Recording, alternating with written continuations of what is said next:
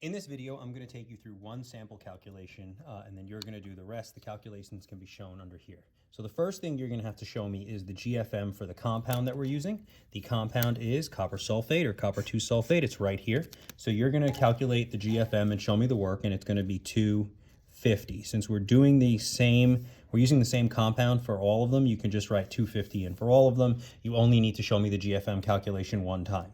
So now let's do the actual calculation. So in this one, they give me, there's two ways of doing it, and I'll do it both ways. So for the first half, you're going to use the mole formula, which is moles equals grams over GFM, and then we're going to use the molarity formula, which equals moles over liters. Again, you can substitute the moles here for the moles here.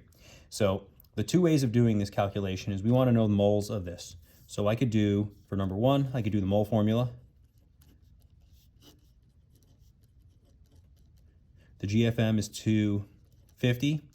The number of moles, what don't I know? I wouldn't know the mass, right? So let's actually do the molarity formula first, because that's what you don't actually know. So molarity is moles over liters. So I know my molarity, it's 0.25. I don't know moles yet, but I know my milliliters, which can be converted to 0.020 liters.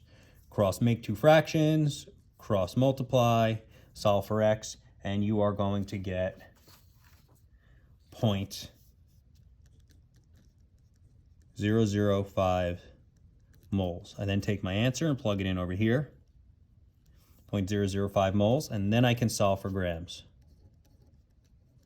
So then I cross multiply and I get